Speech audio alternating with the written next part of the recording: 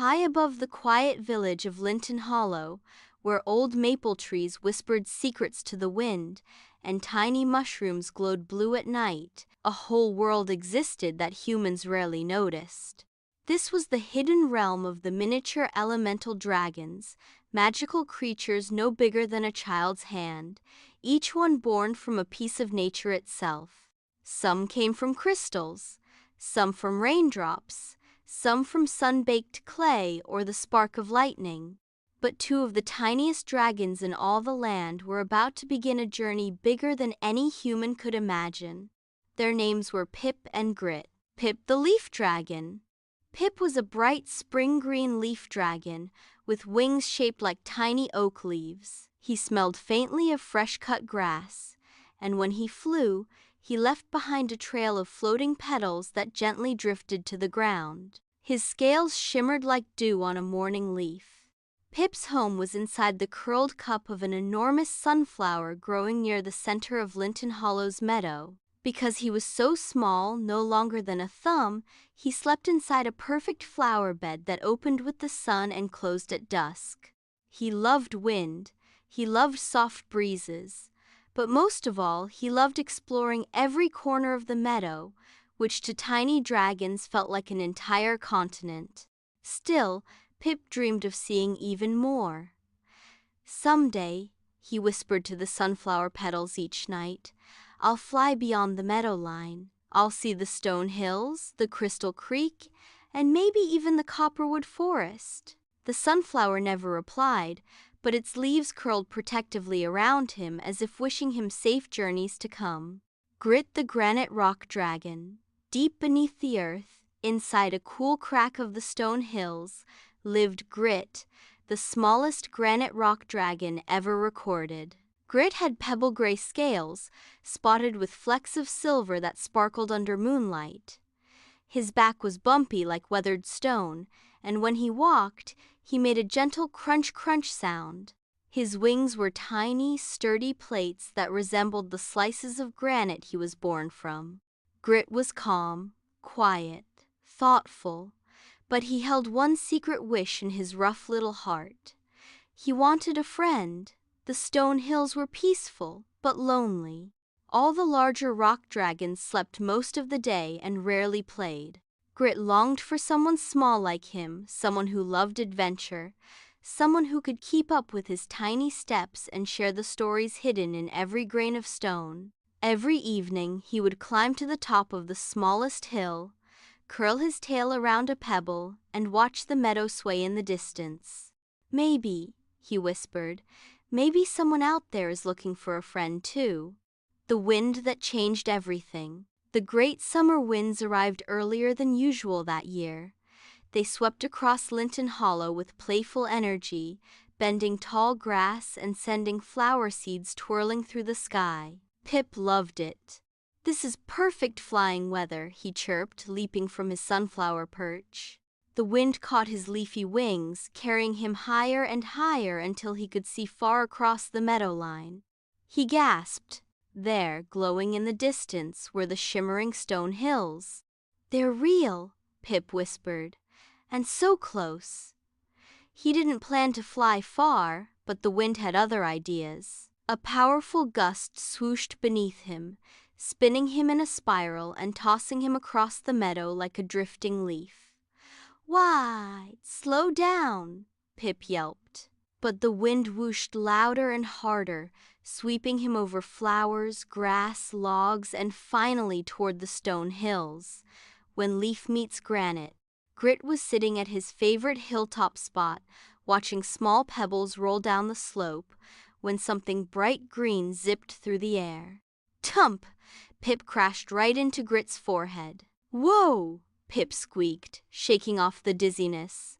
"Sorry, I didn't see you there." Grit blinked. A dragon, a tiny dragon, a dragon his size, a dragon made of leaves. He had never seen anything so bright, so soft, so alive-looking. "Are you real?"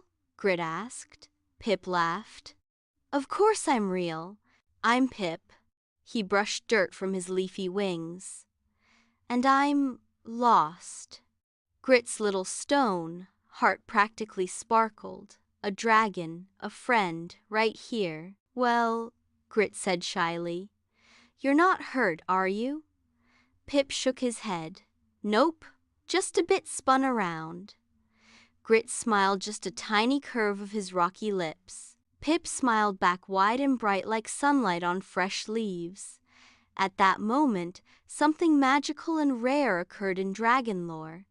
A leaf dragon and a granite rock dragon became friends instantly.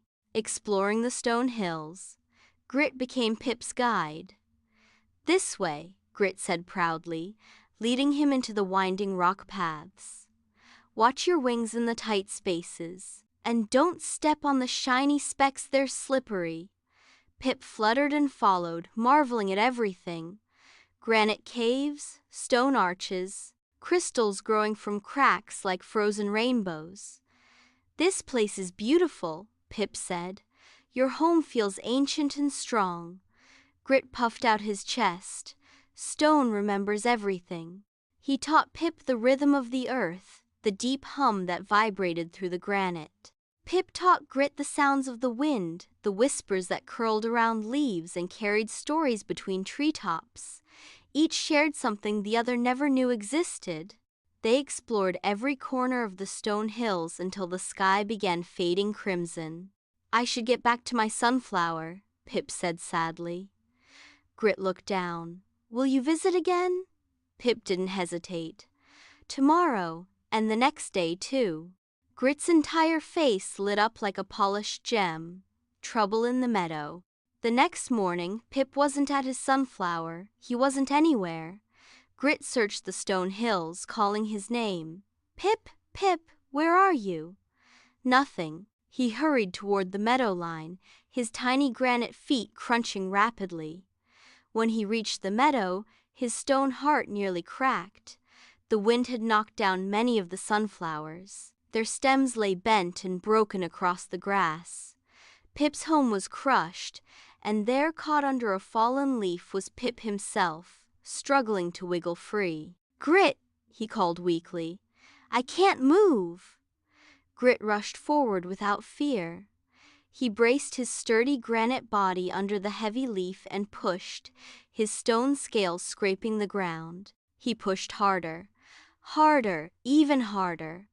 Finally, shove! The leaf tipped over and Pip stumbled out, bruised but safe. You came for me, Pip whispered.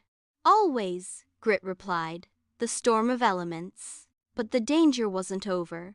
Dark clouds rolled in. Thunder rumbled. Lightning sliced the sky.